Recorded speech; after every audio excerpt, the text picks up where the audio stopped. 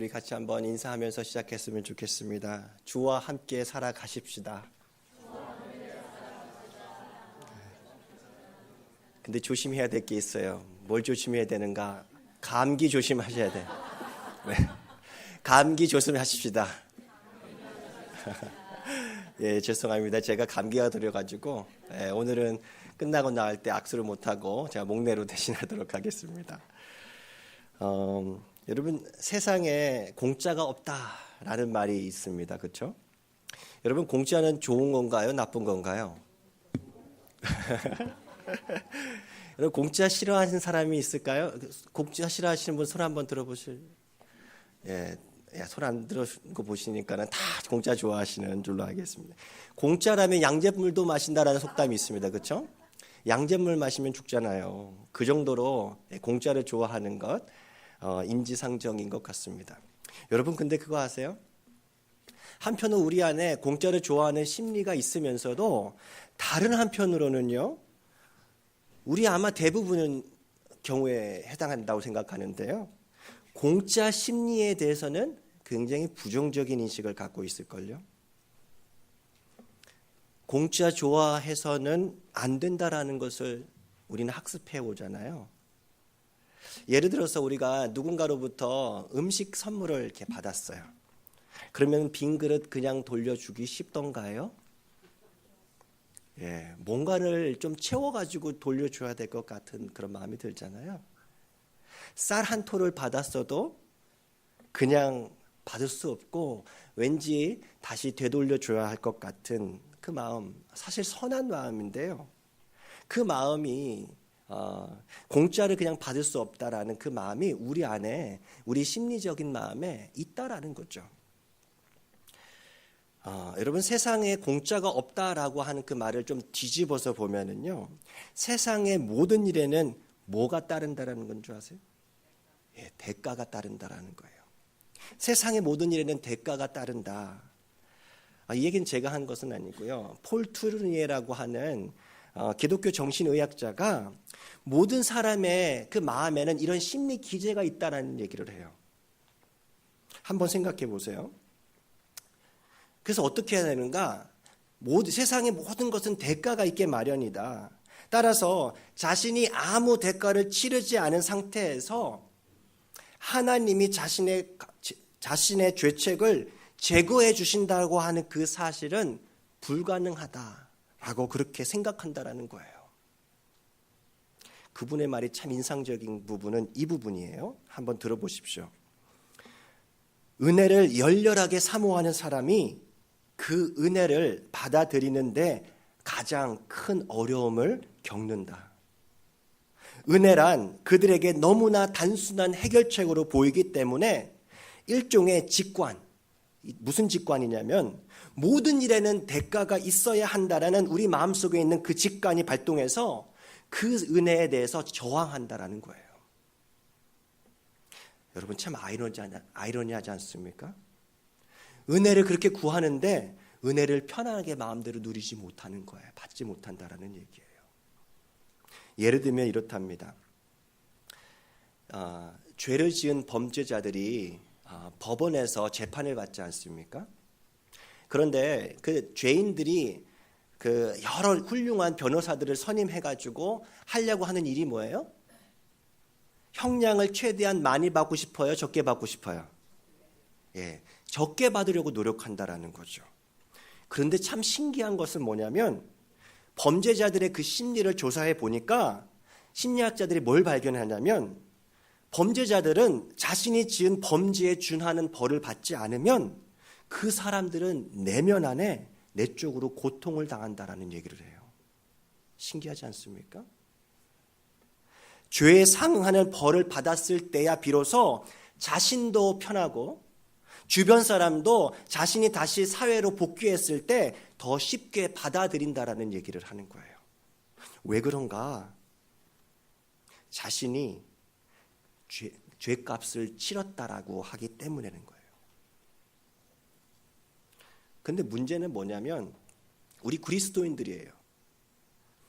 이러한 어떤 세상에는 대가가 없다. 은혜는 너무 단순하다. 심플한 솔루션이다라고 생각하는 우리 내면에 있는 그 심리 기제가 하나님과 우리와의 관계에서도 그대로 그렇게 적용하고 있다라는 거예요. 내가 지은 죄는 내가 어떻게 해서라도 해결해야 돼 하는 자세를 보통 사람들이 가지고 있다라고 얘기를 합니다.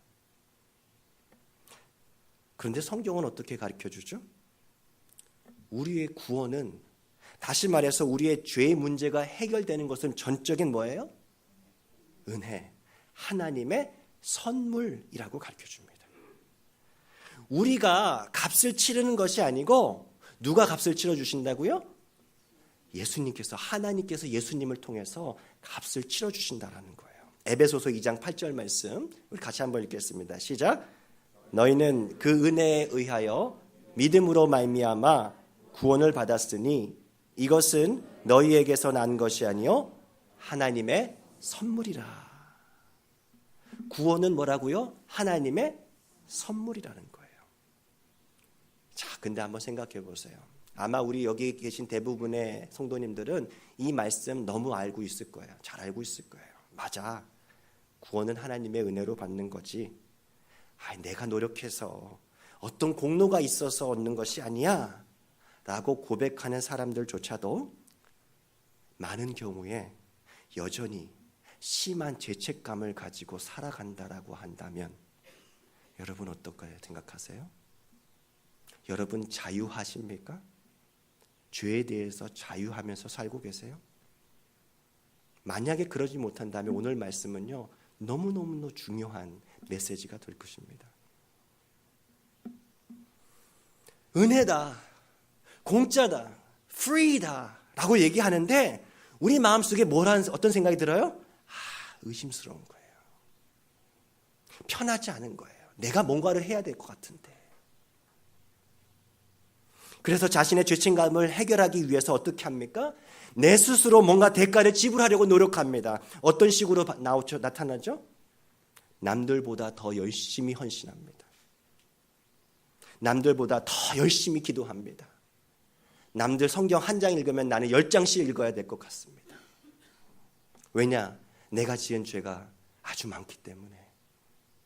나의 몫을 감당해야 될 것 같다라는 생각이 우리 안에 여전히 있다라는 거예요.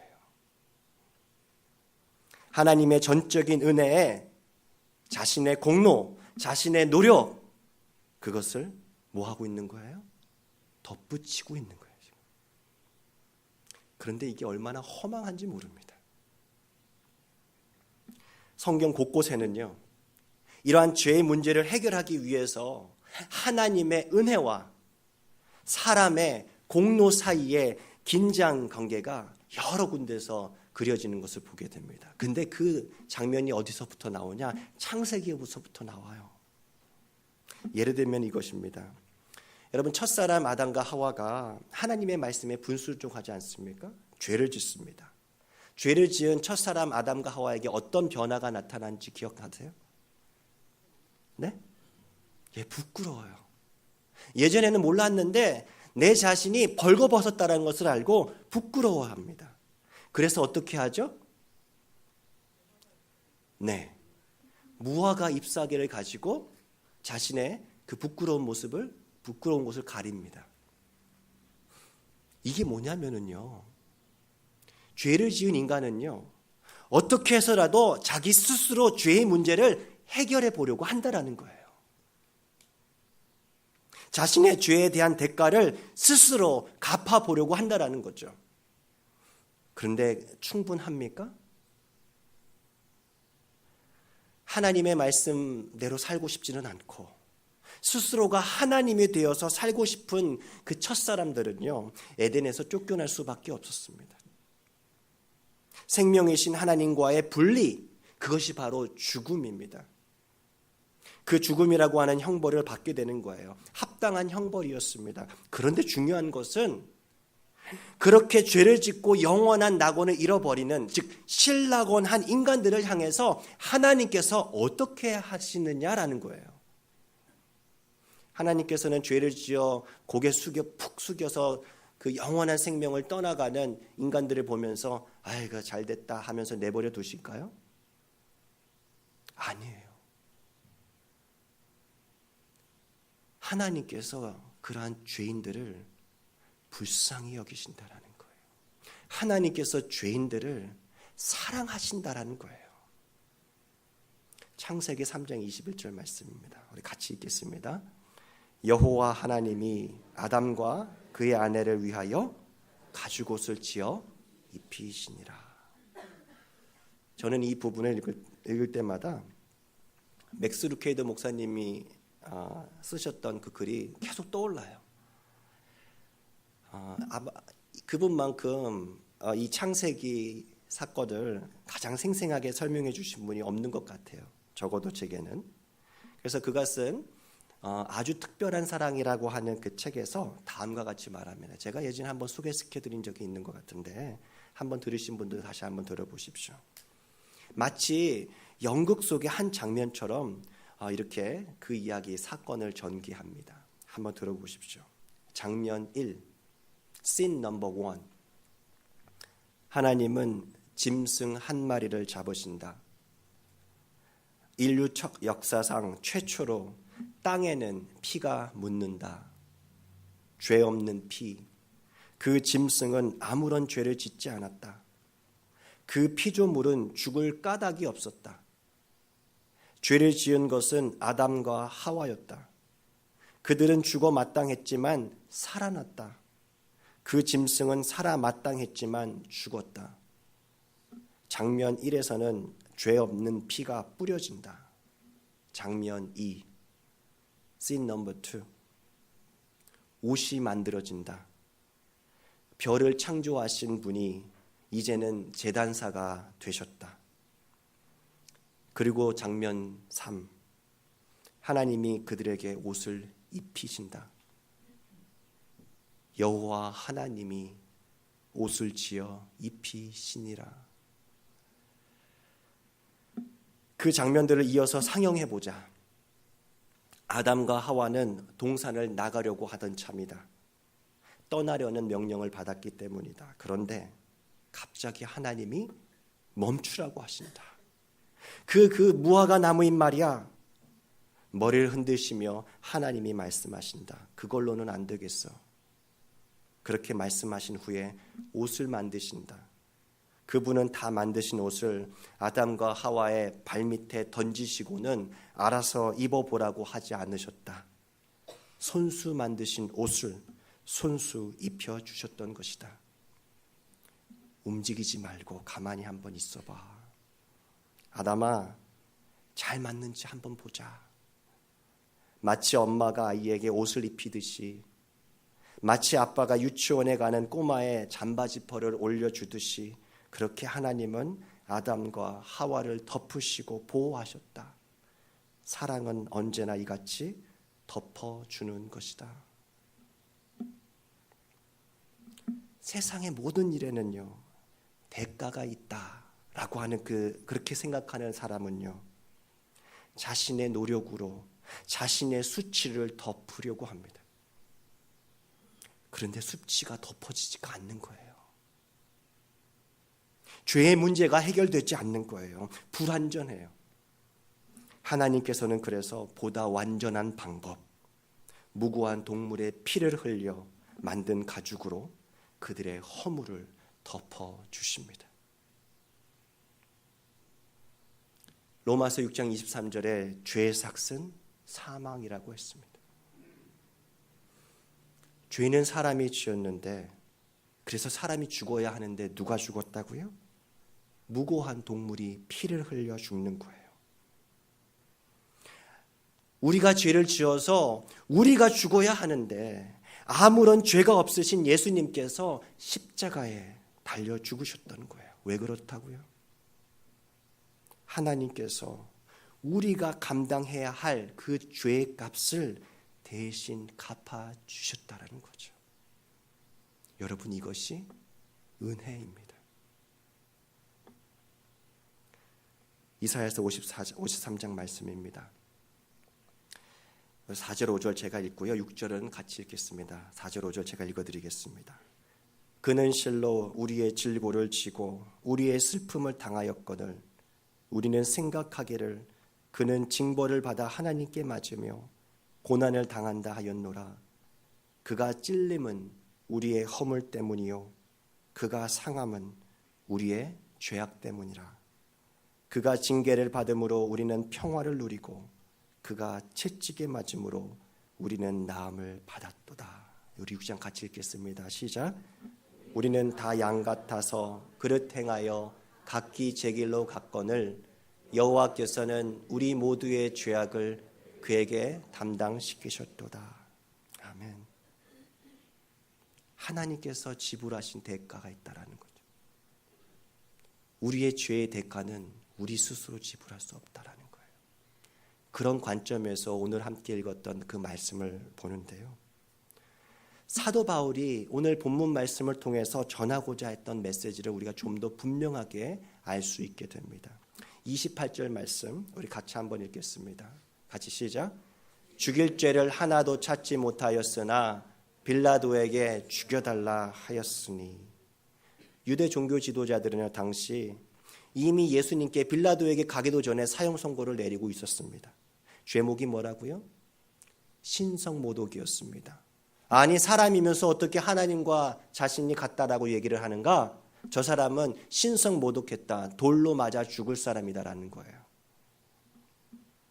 그런데 예수님께서는 말로만 내가 하나님과 나와 하나다라는 얘기를 말로만 하시지 않으셨거든요. 예수님께서는 오직 하나님의 권능으로만 하실 수 있는 무수히 많은 일을 하셨어요. 떡 5개와 물고기 2마리 5,000명을 먹이시고요. 죽은 자를 살리시고 눈먼 자를 일으키시고 또 귀신 들린 자들을 고쳐주시고 바람과 바다를 잠잠케 하시고 죄를 용서하세요. 즉 사람과 천지를 창조하신 하나님이 아니시라면 할 수 없는 일을 예수님께서 하셨다라는 거예요. 따라서 예수님께서 신성모독을 하셨다라고 하는 것은 잘못된 기소였습니다. 또한 그들이 자신의 예수님을 돌로 쳐 죽일 수 없게 되자 유대인들은 결국 로마 총독인 빌라도에게 고소를 합니다. 이번에는 제목이 뭘까요? 신성모독으로는 십자가형을 받을 수 없거든요. 그래서 반역죄라는 이름을 뒤집어 씌웁니다. 황제의 말을 거스르고 사람들을 미혹해 해서 반란을 꾀한다라는 혐의를 씌웠습니다. 그런데 빌라도가 바보가 아니었더라고요. 빌라도는 똑똑했습니다. 그래서 빌라도는 직접 자신이 확인해 봅니다. 자신이 직접 예수님을 신문해 봅니다. 사실 신문하기 전에 어떤 일이 있었는 줄 아세요? 빌라도의 아내가 꿈을 꾸죠. 그래서 미리 알려주지 않습니까? 저 사람은 옳은 사람이야. 예수님은 죄가 없다라는 계시도 이미 받아 알고 있었습니다. 그랬다면 상식적으로 빌라도가 풀어줬어야 될 것이에요. 그렇죠? 빌라도가 아무리 봐도 신문을 해봐도 또 자기 아내의 말을 들어봐도 이 사람은 도대체 반역죄가 성립이 되지 않는 사람이에요. 근거가 전혀 없었어요. 허름한 몰골 그 모습에 반역죄는커녕 늘 가난한 사람, 소외된 사람, 귀신 들린 사람 그 사람들하고 노는데 무슨 반역을 꾀합니까? 심지어 예수님께서 하셨던 말씀 있잖아요. 가이사의 것은 가이사에게. 이런 사람이 반역죄에 해당한다고 할 수가 없다라는 것을 빌라도는 알았습니다. 그래서 빌라도는요. 누가복음에 보시면 그 빌라도 재판정에 있었던 그 사건을 읽어보시면은요. 3번씩이나 군중들에게 반복해서 이렇게 얘기합니다. 들어보세요. 나는 그에게서 아무 죄도 찾지 못했다. 한 번이 아니라 3번씩 반복합니다. 나는 이 사람 절대 죽일 수 없다라는 거예요.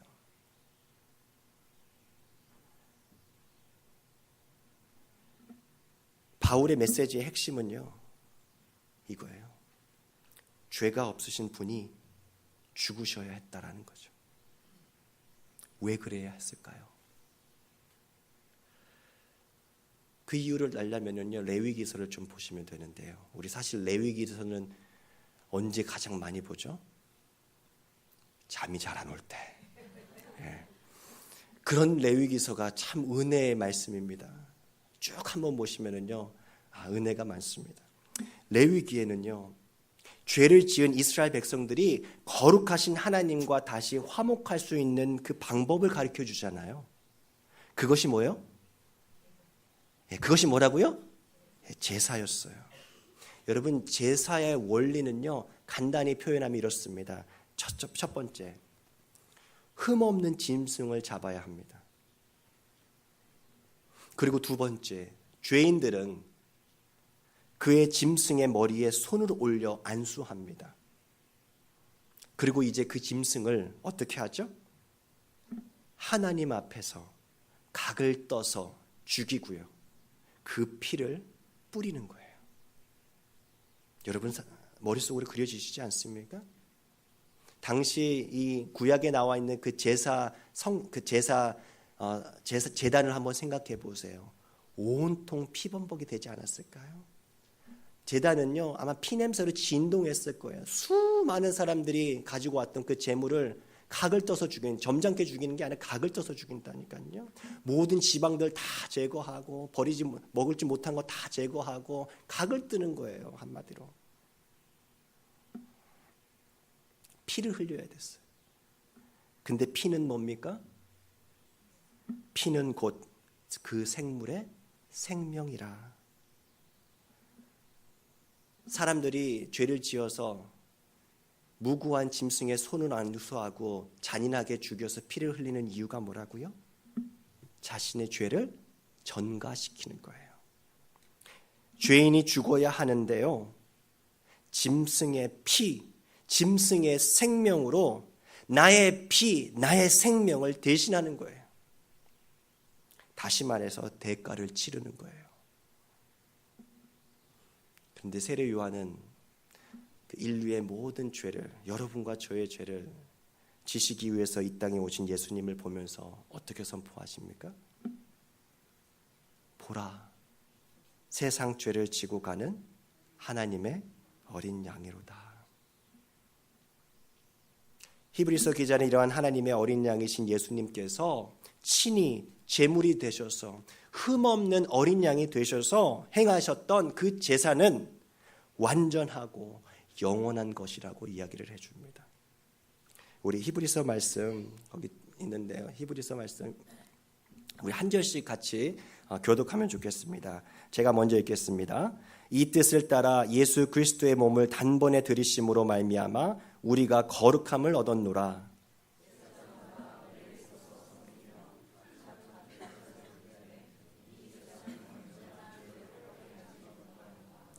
오직 그리스도는 죄를 위하여 한 영원한 제사를 드리시고 하나님 우편에 앉으사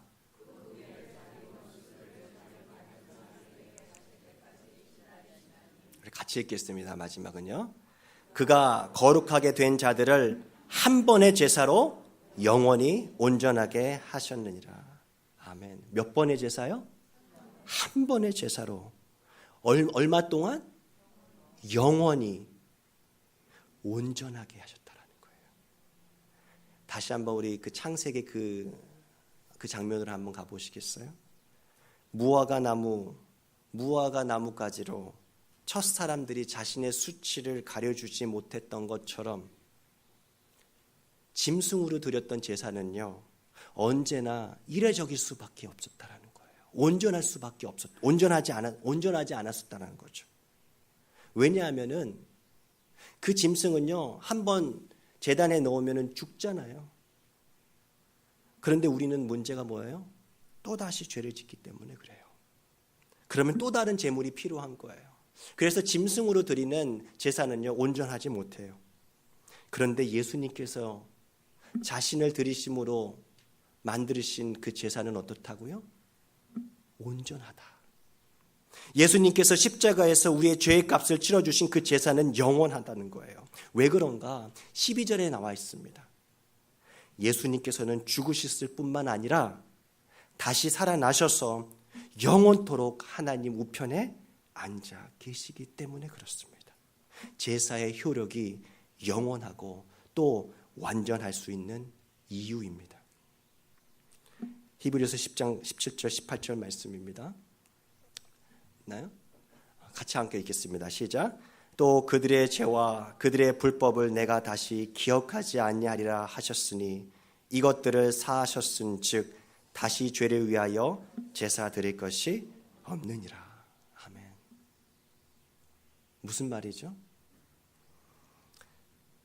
우리 이 사실을 우리가 믿는다면은요, 오늘 우리에게는요 두 가지 선택지가 남아 있어요.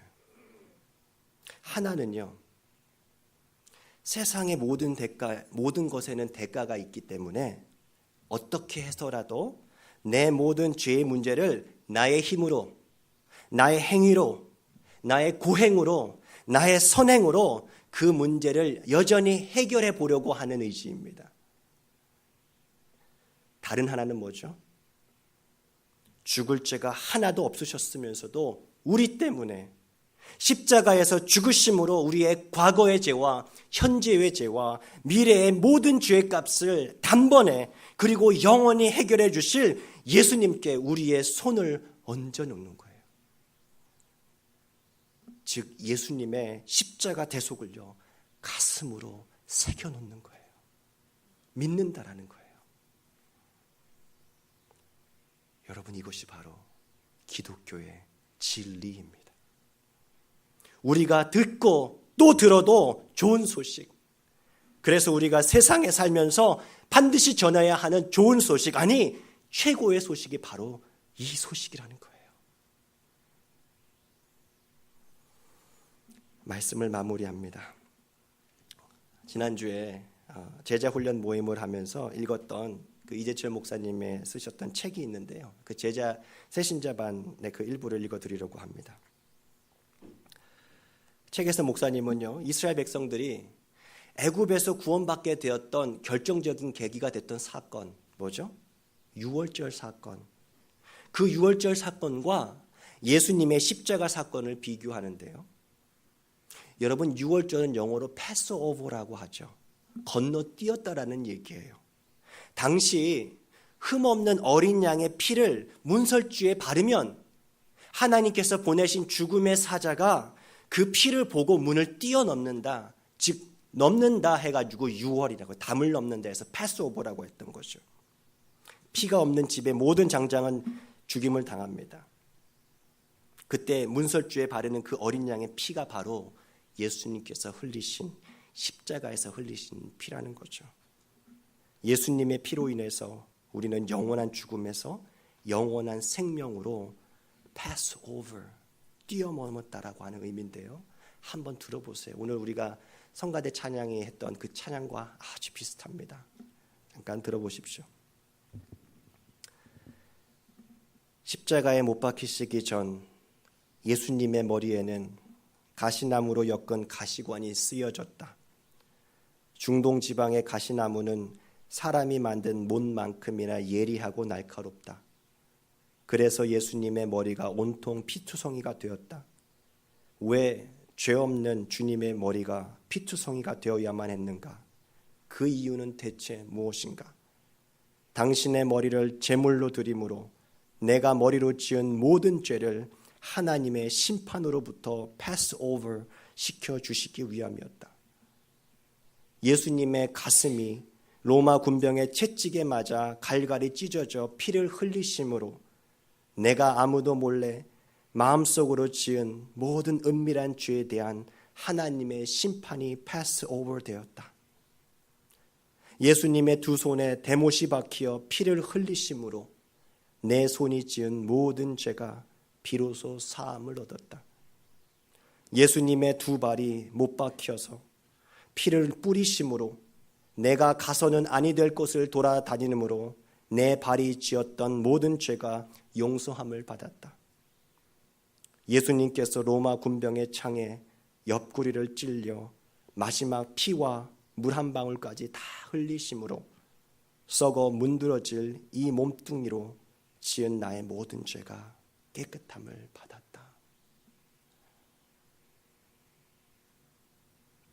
나의 죄의 문제를 내가 해결하려고 하지 아니하고 오직 예수 그리스도의 그 단 한 번의 영원한 완전한 그 대속의 그 은혜를 우리가 가슴으로 받아 누리며 자유를 누릴 수 있기를 진심으로 바랍니다.